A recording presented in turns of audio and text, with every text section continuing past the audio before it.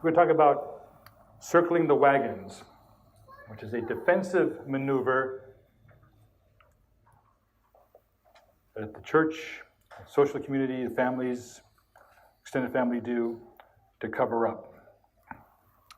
I'm going to start with something off slide here, because I was just listening to Brother Moody talking about a situation that obviously involved a clergy abuse, and I believe it ended up in a suicide, if I understood him correctly.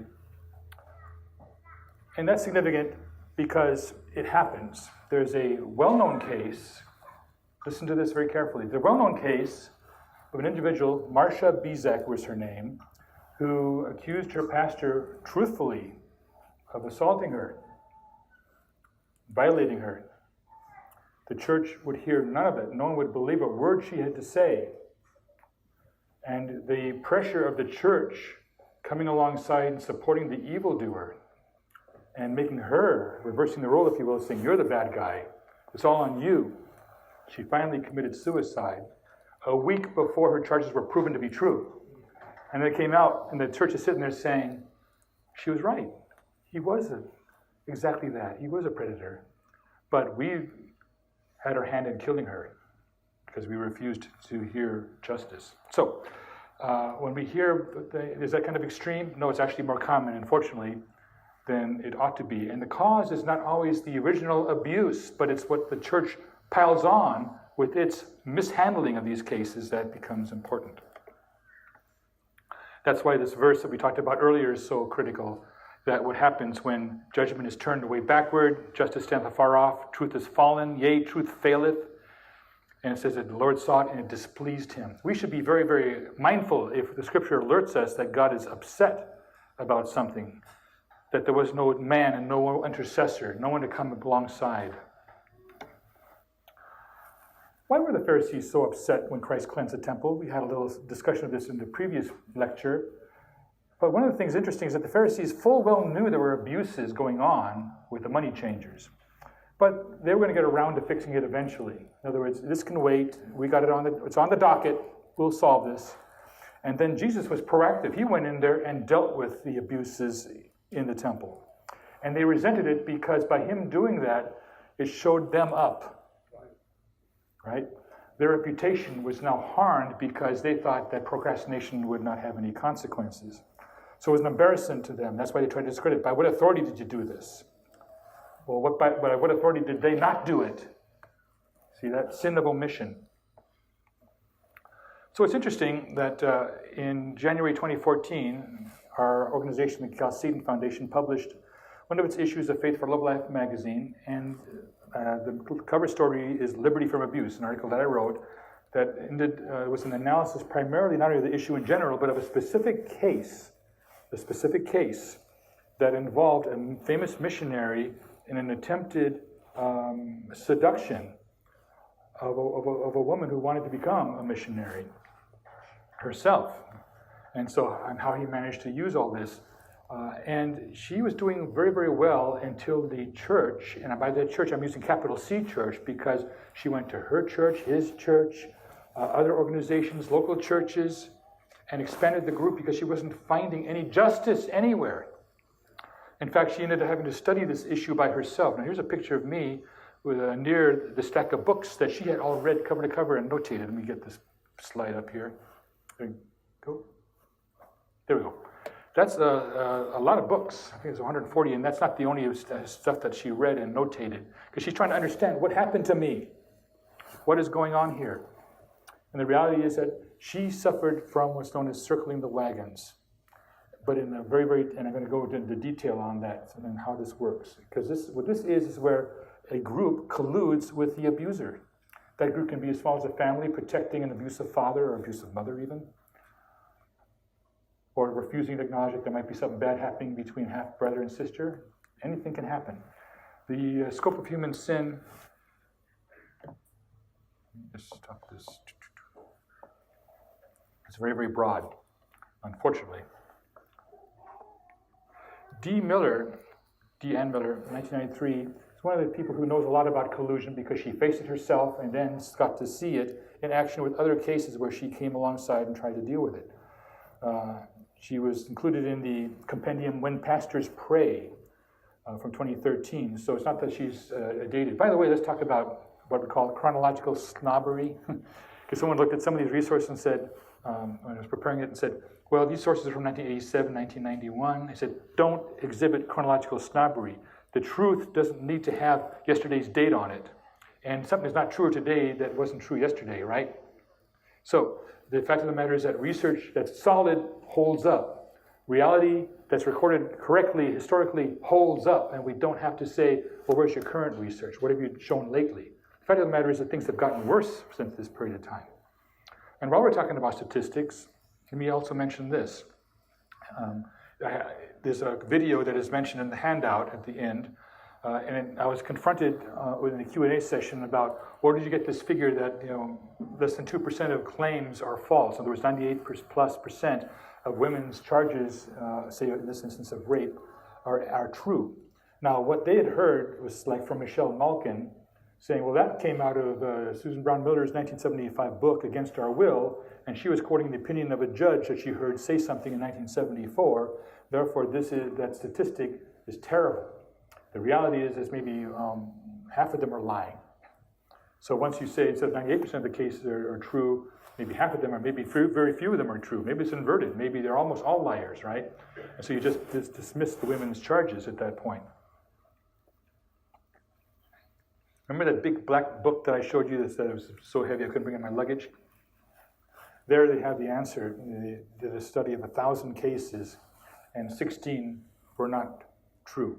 And they explained why those 16 were not true, but the other were established. That's where you get the 1.6 figure. And by the way, the 1.6% figure of false reporting is very, very small fraction, really, when you think of it. That of 100 people before you who were saying they were abused, 2 of them are lying, probably. The other 98 are telling the truth. And that means that you do have that endemic situation. No wonder Freud said, I don't want to accept this stuff. I'm going to change my direction of my research. I don't like where my research is going. So I'm going to cover it up. It makes us look bad. History will look back unkindly on our era if I say we're full of incest and horrible things going on. Well, guess what? History still looks bad unkindly on his era because he covered it up. Because the truth will out. It could be shouted from the rooftops, right? In any event, Miller was soured with her experience with the church and became very much, and I can understand it, because no one from the church was giving her solutions or answers or showing any other direction than let's help you circle the wagons some more, right? But her analysis of collusion is very, very valuable, and therefore we're going to discuss the parts of it. Here's from a recent article related to research done at Baylor University School of Social Work. They did a study on adult exploitation by clergy. Again, this all applies to domestic violence as well. These principles are identical in this instance, just for circling the wagons. Describe the impact on victim relationships with members of their congregation this way. Victims were hurt by a religious leader, but they were destroyed by the congregation. Let me repeat that. I put it in bold for a reason.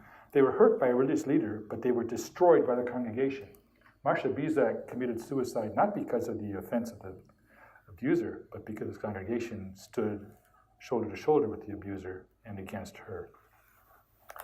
Dr. Anna Salter wrote a book. I almost had it up on the slide and pulled it out because it's a rough read, but it is mentioned, I believe, in the resources material. A book on predators. It is not something to leave around for people to read, especially young, impressionable children, because it's a terrible, awful, horrible read. Because she interviewed these people that did the most awful things, and some of it is graphic. But I don't know how she survived doing that. But the point of Salter's work is interesting because it says that the perpetrator, in order to be successful, must lead a double life. And you're only seeing one part of the life. The good part, the upright guy, the righteous man, the wonderful father. But it's a double life nonetheless. And she writes this, a double life is a powerful tactic. There is the pattern of socially responsible behavior in public that causes parents and others to drop their guard, allow children access to children, turn a deaf ear to disclosures. But a surly and obnoxious person would have little access, no matter how proper and appropriate his public behavior was. The second tactic, the ability to charm, to be likable, to radiate sincerity and truthfulness is crucial to gaining access to children, etc. So you see that there's parameters that occur with the double life, and what does the congregation do? They buy the lie and reject the truth that's being disclosed because it is an inconvenient truth. I don't like quoting Mr. Gore if I can help it, but that's a good choice of words because we want to protect the church from scandal. So we then have to turn against the victim. So here's what we're going to discuss for some length of time here. The vocabulary of collusion. And we also have an extended discussion of this in the handout you can take home with you. There are 8 components as Miller describes them. Denying the problem, ignoring the problem, minimizing the problem. These all have the same basic concept behind them, of course, and they're self-explanatory. I'm going to go into more detail on the next 5. Role reversal, see no evil, hear no evil, speak no evil. Passing the buck, let's pretend, also known as out of sight, out of mind. And finally, the 8th one, let's make a deal. All of these are various congregational pathologies at work in your churches today. You need to be on your guard, vigilant, and root them out. One way, of course, is to put on the new man, right? And model the opposite of these things. You will hear a problem. You will not minimize it. You will accept it at face value. You will not role reverse. You will not criticize the victim. You will not make the deal. You will not ask for silence. You will come alongside. And then when we go to the 3rd lecture in Isaiah 32, we'll see how important that is. Denying the problem. Collusion tactic 1. How important? You don't have to deal with the problem if there's no problem to deal with. You just make it go away. You expunge the occasion of it, as they say. Therefore, the easiest way to dismiss allegations of abuse or malfeasance or failed fiduciary responsibilities is to deny there is a problem at all. There's nothing wrong with my family. Dad's great. My husband's great. Your husband's great.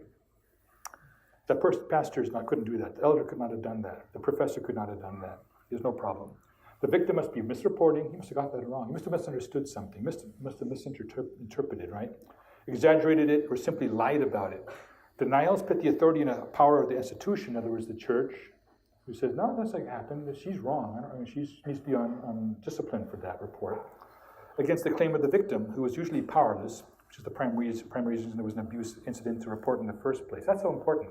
Why are they reporting their abuse? Because they were powerless and it happened to them, power imbalance occurred, and they're reporting it and people don't want to hear it. Put the fingers in the ears and stop at the eyes. So if you deny the problem, then there is no problem. Ignoring the problem.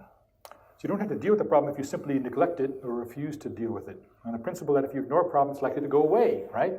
What I see, what my net doesn't catch isn't fish, as the saying goes. So, then another thing you can do is you route it to someone else, anyone else but you will do, to gain the advantage over the victim. You see, what the victim sees, as I point out, is inaction. Nothing happened. The problem was ignored. She brought it to the attention of the pastor, or she said, my husband is doing this to me, and the pastor, I'll get back to you, and nothing happens, right? Their report has no effect, and it's a very powerful tactic. It means that their words were meaningless. They cry out, and no one responds.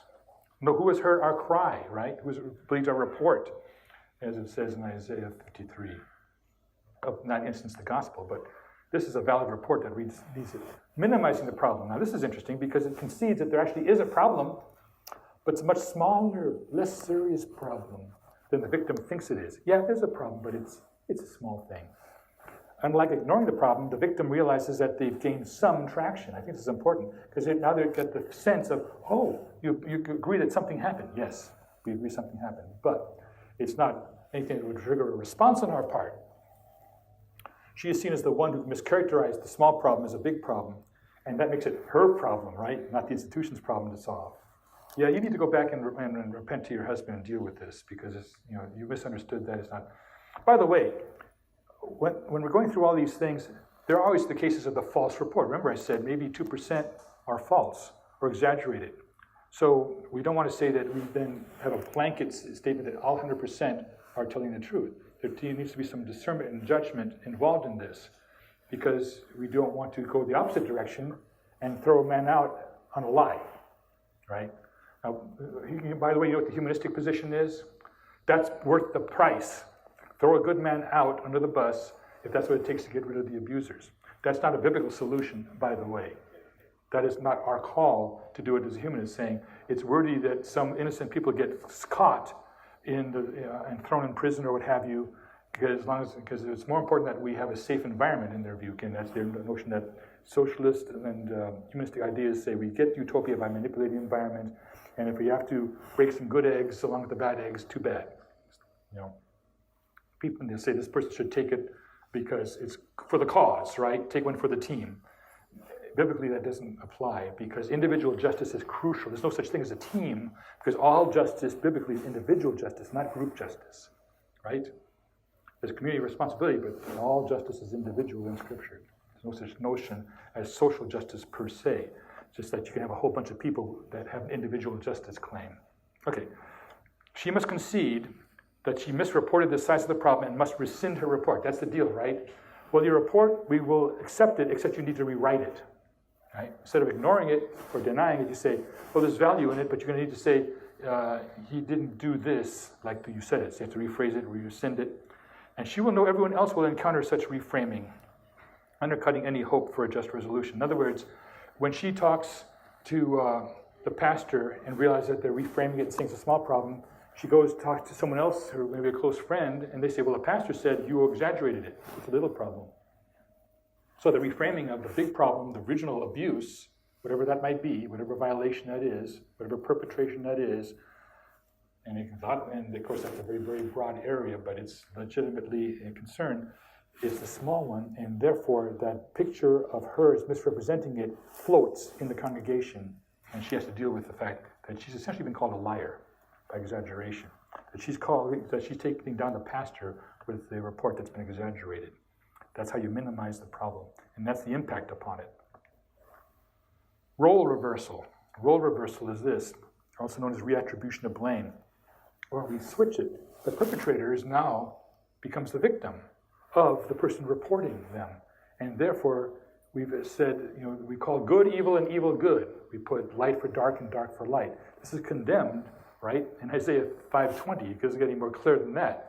We should have clarity of moral vision in Scripture, so to reverse this thing is crazy.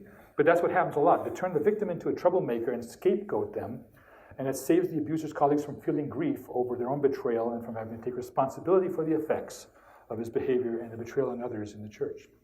Such slander of the victim is a form of murder. This is Dr. Rushdoony's discussion in the book Institutes of Biblical Law, is that when someone takes your character and throws it and flushes it down the toilet, that's an act of murder, of soul murder, if you will, appealing to that book title from the first lecture. And it works to discredit the victim by destroying their reputation and their sense of integrity. It's gone, right? So role reversal is huge, because now, say the church suddenly says, well, you need to do this. You need to seek forgiveness for circulating this report. Or you're the one causing the problem because you're not being forgiving. If only when you do these steps, the problem would go away. Therefore, now that we've given you a laundry list of steps to take, and you're not willing to take them because they're unreasonable, and they cast her as the victim, as the perpetrator, now she's the troublemaker. And now we can say, well, you didn't follow our instructions, how to deal with this. And now we're going to focus on this little tempest in a teapot while the big abuse goes undealt with and covered up as a consequence. This is another way we circle the wagons, because now we've turned the tables on the accuser, even though the accusation is false, right? I'll give this much to the wicked magistrate, right? In Luke 18, the widow says, avenge me of my enemies. Deliver me from my oppression. And he says, I don't fear God or man, I'm going to ignore you. But he never said, you're the problem. He knew she had a problem and she had an oppressor. And finally, by her appeals, she wore him out and he says, though I don't fear God or man, I'm going to avenge her of her enemies. I'm going to relieve her of her oppression, right? So he finally does it. But for all his wickedness, and it's pointed out in the scripture that he's a wicked man as a ruler and a judge, he did not do this. This is particularly worse to do reverse the roles. It's culpable. See no evil, hear no evil, speak no evil. Pay attention here, because this is dominant. This dominates in our culture, dominates in families, dominates in churches and in institutions. This involves shaming the victims and others for even thinking about it, speaking about, or listening to anyone who is speaking about the abuse. If two people are caught talking about the event, that is gossip. That's bad. Now you're the problem, and now we have new perpetrators that have been identified, people who are actually talking about the abuse. So it's a reframing tactic. There's a brand new abuse talking about the original incident, and it indicts people who do it. So now we have judicial action. Now the mechanism of the church goes into action, because now you're talking about the first abuse. And so that becomes now the real thing, that's the focus. Takes the focus off the original thing. Takes the focus off the father, if all of a sudden the mother is supposedly the person who's breaking the conventions of who to talk to and what to do, right? So it's called victim shaming. That is overused today in some contexts, but that doesn't mean it doesn't have a legitimate part to play in our discussion today, so don't ignore it. Victim shaming is designed to cut off the victim from any measure of justice because it paints her as a perpetrator of a new offense. That is, they said, okay, well, if we're dealing with this issue, be sure you don't talk to anybody. Well, if she talks to her own mother about it, and mom says something, we're going to haul her up, and we're going to throw the weight of the church's disciplinary apparatus at her while she's processing the fact that she was abused by somebody, her husband, someone, a pastor, who knows what. So anyone who supports the victim, in other words, if you come alongside and say, I think she's right, why are you guys ignoring the problem? Well, you're a problem too now. So you made the mistake of sticking up for the victim, right? Because the church did not want that. Now we have two problems, because the problem that's supposed to be covered up and put in a corner is now spreading around. So the churches look the other way, and they are able to act against those who want to bring it front and center. Passing the buck, dangerous tactic here. Because you think, I'm one step away from justice, right? In this game where persons at every level and capacity of an organization rationalize that the work of investigating, holding a perpetrator responsible, belongs to somebody else. So, we need to kick this up to the senior pastor. The pastor might say, we need to take this over to the elder board. And it moves from place to place. Maybe we need to get some counselors involved, bring a third party in. So it's always someone else's problem. The buck often gets passed back to the demoralized victim. Finally, that's what happens, right? She's got to deal with it, and now she has to start the process of finding deliverance all over again from scratch. They have to resume the search for justice all over. Worse for the churches that pass the responsibility to deal with perpetrators and the damage they cause back to God, saying, well, you're going to have to give this one to the Lord. Because we don't have the apparatus, we don't have the willpower, we don't have the moral courage, that's what it really means. To deal with it, God's going to have to heal the situation. But we will pray for you. We will pray with you and for you, but we won't do a thing beyond that. Be warmed and comforted, as we're telling you the break between the lectures. And that doesn't get you very far. And this is the phrase from Jeremiah, occurs twice in the book of Jeremiah. These platitudes, heal the wound of my people slightly. There is no real healing that comes from passing the buck or from such assurances. It's what I call, again, the Band-Aid on the compound fracture. Next tactic. Let's pretend, known as out of sight, out of mind. The church will refuse to acknowledge the elephant in the room, that there's a family where something bad's going on. If the pastor is up to something that he shouldn't be, that there's an elder or a deacon, someone in authority particularly bad, but a father is also in authority and a husband's also in authority. These are all places where authority is abused, and then it has evil actions and impact on the people under that authority. See, if the victims and the advocates talk about the elephant, then the problem is theirs, right? That if you talk about it, then it means you're undertaking the discussion of the problem, which means are you probably looking for a solution, seeing what you're saying. If you're discussing it, at least that's a step. And even the victim says, they're discussing my situation. I can hear them discussing it. They're taking it seriously, right? They're not just phoning it in. They're not blowing it off, as they say. They're taking it seriously. But if they don't discuss the problem, there is no problem, see? So the problem that's undiscussed is like they say, the only life worth living is the analyzed one. But the point is, if you don't discuss it, then there's no issue there to discuss. By the way, the second paragraph here in the slide is interesting because it shows how creative circling the wagons can become. This blends elements of passing the buck because there's no action, is inaction, has parts of see no evil because by silence but not shaming them, and minimizing because it's not worth talking about. So We pretend there's no elephant in the room. Let's pretend. So if it's out of sight, if it's not just not discussed, it's not on the agenda, it's out of mind. And therefore, it's not the church's problem, but it is the victim's problem still. And so the best way for these wagon circling, what a word, to work is for us just to pretend. I think the most insidious of all is the final particular collusion tactic. Let's make a deal. This tactic concerns offering a victim or her advocate or his advocate. Child might be child advocate. Something tangible or intangible. To keep quiet. In other words, we pay a price. It's hush money, right? Or it could be some favor. Silence is mandated. The victim must keep the situation a secret, usually for some alleged greater good, like protecting the ministry. Boy, do we hear that a lot. Touch not the Lord's anointed. Such abuse of scripture like that just drives me crazy. Protect the ministry and the work of the ministry. The ministry is so important. Aside here, Vision Forum did the right thing in saying, we're not going to say the ministry is more important than what happened to an individual. Whatever other opinions are about the case, they said, we're going to close the doors.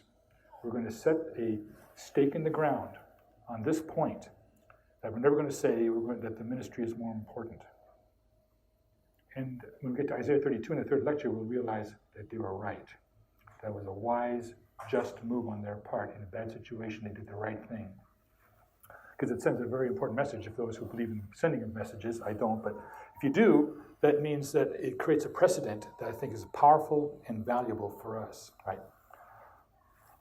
Unfortunately, other things happened thereafter where we did, in fact, make a deal, but that had to do with the victim and attorneys and whatnot. But the actual shutting down of the ministry as an act to show that certain things are not an adequate cover for something that's wrong is powerful. Here's the quotation, it's interesting. These two, these are representative of normally the kind of things or the appeals that are made to a victim. If you would just go quietly to another congregation, we won't tell anyone that you were involved in a scandal. Notice how we have a role reversal again. Now, she is a complete innocent victim of, say, the pastor or some elder, whatever the authority figure might be, and all of a sudden they say, well, you're involved in a scandal. Well, I didn't invite the scandal. I didn't punch up scandal on my Uber app, find me one to go and get into. No, it found her and it intruded and penetrated her life. Why is it now that she has to take steps to avoid people knowing that she was involved in a scandal, right? That's why there's a reference in the article of Derek Carlson talks about the recovery of virginity for rape victims under God's law, how that works out. There's ways to get there where you don't have to worry about the fact that you were involved in a scandal. See, it's couched in such a way as it, I was saying, to make it sound like it's a bad thing. It was an evil thing that happened, but she was not the evil perpetrator of it, right? So we have to, it's all how you frame it. And this is framed in such a way as to secure silence and to help the wagon circling be effective for the church to protect against scandal by saying, even using the scandal as a lever against the victim to get her to shut up or move away. Now the pastor might stay or the elder might stay in place, and now we're going to have the victim's gone in another congregation, assuming this tactic works. Nowadays people are a little bit more aware, but it can be very effective, saying, yeah, that makes sense. I can't stay in the congregation if he's still going to be in that position of authority. Or, point two, if you'll agree not to take the perpetrator or denomination to court, we'll pay you for the damage done. That's the true hush money. So either we're going to protect your reputation or we're going to pay you to be quiet, right? Because they want to protect the ministry. There should be no amount of money that should stop the truth from coming out, right? We're going to get into this in the next lecture as well. The importance that he leads justice to truth. Now, I mentioned before that I was dealing specifically with an individual victim of a missionary's attempted abuse against her. What is interesting about this case is that when confronted by the people in charge of him, the charging pastor in charge, with the accusation as written out by the victim, the missionary said, "It's true, I did exactly as she said." He admitted guilt. He did not try to bat it away or say, nah, she's lying, it didn't happen that way, I wasn't even there. No, he said everything she wrote is true. this elaborate 22-page whatever report in detail, giving exact what happened, how they got to that point, and how he attempted to pull a fast one on her, all admitted to be true. Now you would think, that's the walk in the park case, isn't it? He admitted that he attempted to sexually seduce someone. And here's a famous missionary who did it, whose name will be revealed in the journal that was going to be coming out very, very shortly, but not here today. But stand by, it's coming, because the truth will out, right? Well, you would think that this would be the perfect case where the church can say, well, it's a done deal. We can't hide, there's no circle waggling, wagon circling, circle waggling. I knew that flight got in too late last night, that's proof, right? Okay, so, but what really happened is that all the wagons circled anyway against her. Here's what we had. She, over the course of almost a year, had encounters with a bunch of ministries. How many total ministries here? 58 encounters with Christian ministries. Some were deliverance ministries, various kinds, where they'll deal with this kind of question. Then the churches and the missionary organizations, and all to try to resolve this question. This is not anything to do with personal correspondence. This is with institutions that name the name of Christ and depart from evil, right? There it is on their letterhead. There it is on their gospel. And there's a quotation from John 3:16. All the trappings of Christendom and all the commitment you would think that a church would have to deal with something in a forthright way, especially when you had the missionary confessing to what he did to her. And that was irrelevant to the fact that all these things came into play anyway, right? So how many ignored the abuse incidents that she had with these 50? 12 of them. 18 role reversal incidents where they made her the problem. Now remember, he confessed that she was innocent and he did it and tried to do it to her. But nonetheless, they role reversed her. Pass the buck, 19, that happened a lot. People were saying let someone else deal with it, or they would not get back to her. They denied the abuse incident, 10, minimized the abuse incidents, 21. I put all this stuff into a spreadsheet because it had all the documentations, the phone calls, the records, the emails, the snail mails, the works. 8, see no evil. I don't see he did anything wrong. What? Are you kidding me? Let's pretend incidents, nothing happened. Let's make a deal incidents where they wanted to keep her quiet about it. Despite the fact that he confessed, they still want to keep her quiet. Failures to connect, what that means that they said, okay, we'll get back to you. We're very concerned about what you just said. That's terrible. We'll get back to you. What's your phone number and email? Okay, we'll be back to you. Crickets. Crickets. Rejections of biblical restitution or godly justice. This is, by the way, the legacy when the law of God is not there, then we throw out any notion of restitution or godly justice. And then people withdrew offers to help. 4 people said, I'll help you, and then they said, no, I decided not to help you. Now, she needed help. She was a legitimate victim because the perpetrator admitted the abuse that he attempted to inflict upon her and against her. Then one person said, since you mentioned this to the other church, you've lost credibility. Wait a minute.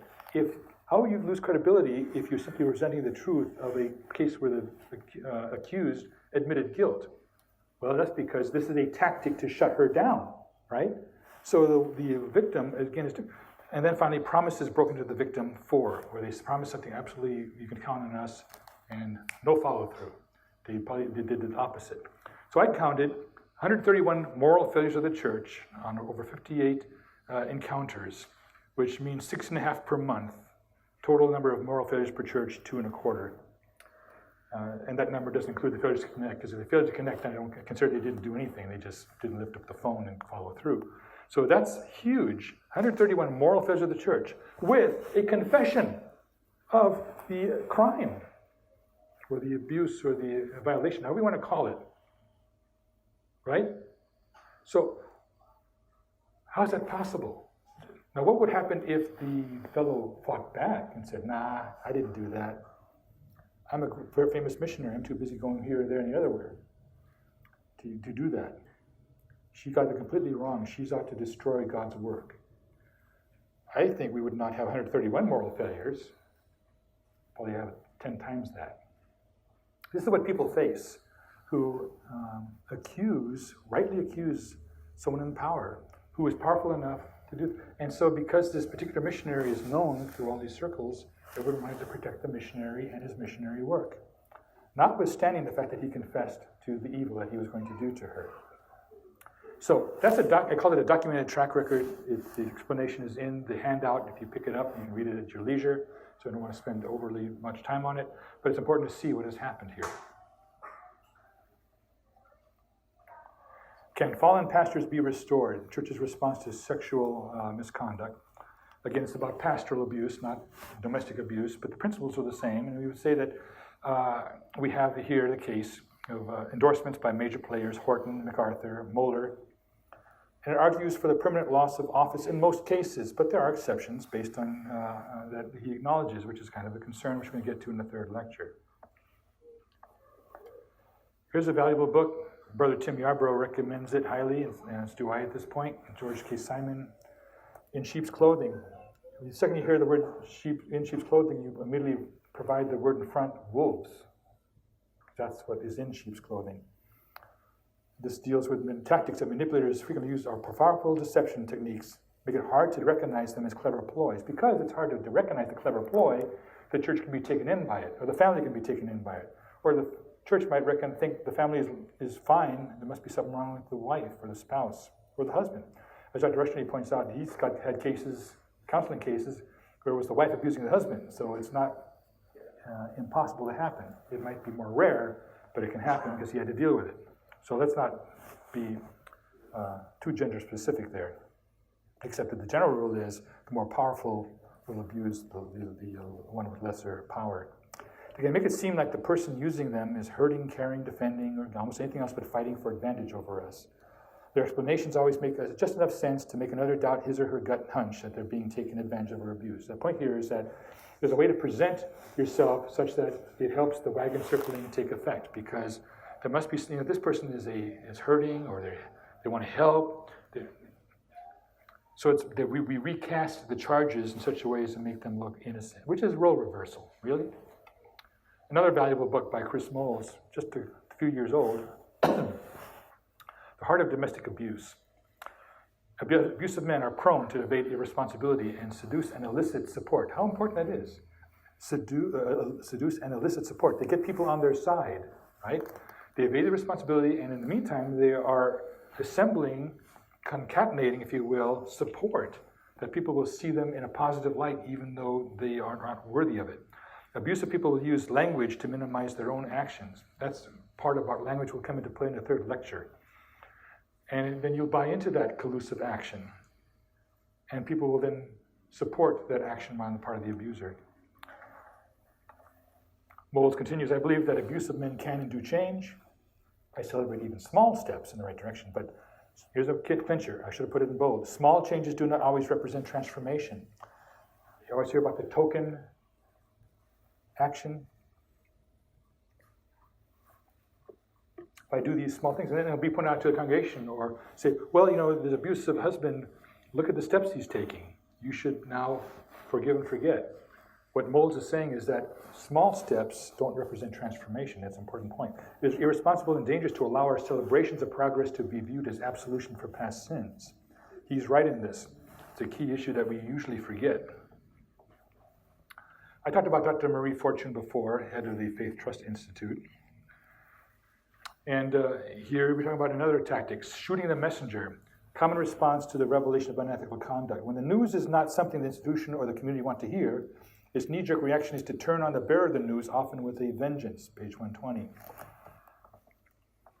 Continuing, first the messenger's credibility becomes the issue, then her or his motivation is suspect. Why are you doing this? Why are you bringing this to our attention about this?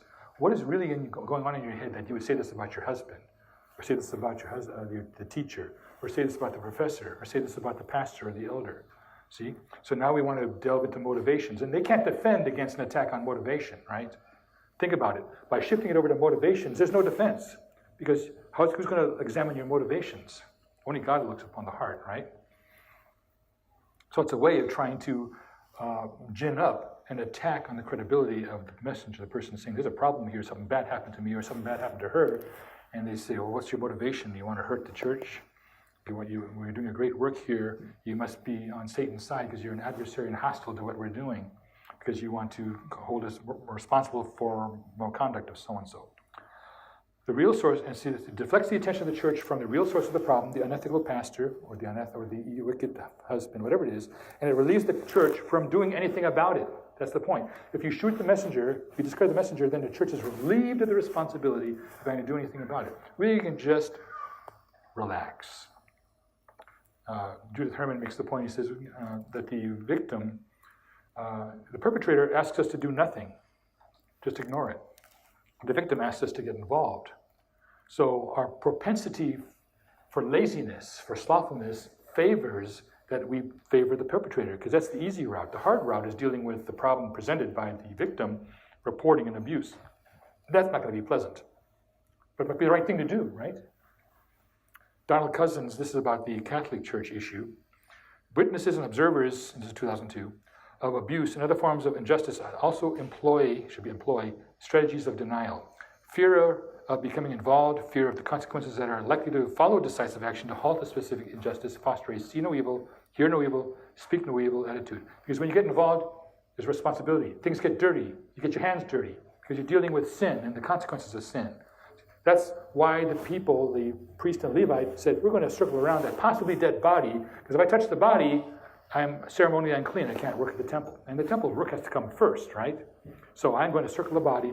The Good Samaritan had a different notion. He beelined to the sun. He got dirty. He pulled the bloody guy up. He cleaned his wound. That's not fun, debriding a wound. And got him on the donkey and took him, set him up in the hotel, or the inn, if you will, took care of it. So doing something is not convenient, but it is the right thing to do. The responsibility to stop the harm being done, so the reasoning goes, is somebody else's. That's the interesting thing. Someone else has to take responsibility to fix it. Even victims of abuse, both domestic and institutional, regularly deny or minimize the violence they suffer. Feeling helpless and powerless, the strategy of denial is thought to be the only means of survival. In other words, they literally will do the circling the wagons on themselves, as Cousins reported. And he was a very good reporter of these events. Johnson Van Wander in 1991, image is everything. Another reason why we circle the wagons. David Johnson questioned a Bible college student about a course teaching people how to act like pastors. Quote, as I questioned him regarding the essence of the class, it became clear that image was everything. How things looked was what really mattered. Appearances mattered more than substance. Fascinating image. And that's why people do it. It looks bad if there's a problem. If the family has a problem, there's horrible things going on in the family. We're going to talk about, in the third lecture, social support. Why is it that it's so hard for them to come out of these situations? Because there's no social support. And the church doesn't become that support, and we'll show how that plays out in Isaiah 32, elsewhere. Then other institutions have to come alongside and supply the best that they know how. Okay, good. We're here with Judith Herman, we quoted earlier in the first lecture. To study psychological trauma means bearing witness to horrible events. People don't like this. There's a natural aversion to this, right? When the traumatic events are of human design, those who bear witness are caught in the conflict between victim and perpetrator. It's morally impossible to remain neutral in this conflict. The bystander is forced to take sides. And this we resent because it's intruding on our peace. Yeah. Are you he one that art thou one who troubleth Israel? Right? That's Ahab's comment to Elijah, because he's bringing the bad news of their conduct upon them, a covenant lawsuit as a prophet. And the king didn't like it. He said, art thou one who troubleth Israel? So when someone comes and brings up a report, art thou one who troubleth the church? Art thou one that troubleth the peace of the church? Are you troubling your family by reporting on your spouse doing something bad to you? It's very tempting to take the side of the perpetrator. I think I just quoted this, but he'll get the words straight out of Herman's mouth. All the perpetrator asks is that the bystander do nothing. He appeals to the universal desire to see, hear, and speak no evil. The victim, on the contrary, asks the bystander to share the burden of pain. The victim demands action, engagement, and remembering. So we can't just put it down the memory hole. Continuing, this is very worth listening. I know no one likes watching someone do death by PowerPoint, which is reading off the slides. But you have to, if I'm quoting from Scripture, you wouldn't mind it. And in this case, this is as important, almost as important as Scripture in this context. In order to escape accountability for his crimes, the perpetrator does everything in his power to promote forgetting. Secrecy and silence are the perpetrator's first line of defense. If secrecy fails, the perpetrator attacks the credibility of his victim. He cannot silence her absolutely. He tries to make sure that no one else listens. To this end, he marshals an impressive array of arguments from the most blatant denial to the most sophisticated and elegant rationalization. After every atrocity, one can expect to hear the same predictable apologies. It never happened. The victim lies. The victim exaggerates. The victim brought it upon herself. In any case, it's time to forget the past and move on. You know, there's such thing as a moveon.org. It's a very popular pastime, moving on from dealing with things properly. The more powerful the perpetrator, the greater is his prerogative to name and define reality. Reframing, restructuring how people understand something, an event. And the more completely his arguments prevail. The perpetrator's arguments prove irresistible when the bystander faces them in isolation. In other words, there's no one else to hear but the perpetrator's side. And there's no support saying, hey, we need to do something about this. Without supportive social environment, the bystander usually succumbs to the temptation to look the other way. When the victim is already devalued, being a woman or child, she may find that the most traumatic events of her life take place outside the realm of socially validated reality. Repeat, socially validated reality. This does not happen in our culture. Freud says this can't be happening in Vienna. I'm going to rewrite history and say there is no endemic incest going on here. Right? This can't happen in this family, so we're going to cover up what's going on in the family. We're going to close the curtains and lock the doors. This isn't happening in our church, but it is. So we're talking about socially validated reality, what we're willing to tolerate. And that socially validated reality is appearances. And God does not judge by appearances, right? Everyone judges by the heart. Her experience becomes unspeakable. The study of psychological trauma must constantly contend with this tendency to discredit the victim or to render her invisible. Here we talk, Beignet, PhD, we have quotations from her. We talk about highly defended religious systems, congregations that maintain a protective wall about themselves to ward off societal judgment, an inner wall of denial, rationalization, repression that protects members from realities too harsh to bear. These congregations are afraid that if the secret gets out loose, the congregation or its individual membership will be destroyed. The keeping of a secret produces more pain to more people than the original insult. That's a critical point. By doing this circling the wagons, we're compounding the evil, compounding the hurt, compounding the problem. When you push the problem off, it gets worse. Procrastination and hiding things does not solve the problem. It makes them worse. One wound can become the affliction of many people from keeping the lid on. We've already seen this particular slide, so we understand the content there. So in this instance, we have the case where because the perpetrator is able to fracture and come back, he always allows himself that little room to have that plausible deniability so that the circling of the wagons seems to work. And if we have a choice between believing the very upset woman versus the perpetrator, versus maybe even her own husband, who the husband might be very calm and collected and be able to run up and down this scale and back off just enough to create the impression that he's in good shape. And therefore the problem is all on her. And she's misrepresenting what's going on in the household. And so this role reversal is a very, very tragic thing that continues. Well, it looks bigger than before. Oh yeah, because you can't read the small stuff, right? So he decided to zoom it, Nathan.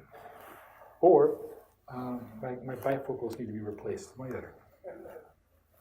Right, so circling the wagons, it is a compounding tactic that makes the original injury worse. Remember, Marcia Bizak did not commit suicide because of what the pastor did to her, but because the church did to her afterward. So the church has blood on its hand. It was quoted earlier in the opening prayer. And it's true, those churches have blood on their hands. What we want to do is to say, we want clean hands. Who's going to enter into the hill of the Lord? He that has clean hands and a pure heart. One way to have clean hands is to open the ears to the problems and deal with them. So this entire circle of the wagons should not exist in a Christian church. In fact, we should be doing the opposite. We should bust open the wagons and open everything up. Let the light in. The entering in of your word bringeth light, right? So we apply the word of God to everything. That's from Psalm 119, verse 130. And that's the key. We're going to discuss this in our third lecture, which is about justice and healing. What are the solutions? How do we get past these horrible places where justice is stultified, blocked, is impeded, and made inaccessible? And when it's inaccessible, then God, who is the author of justice, whose throne is justice, is made inaccessible too. In the name of Christ, that happens. And this will stop because God will not tolerate it much longer.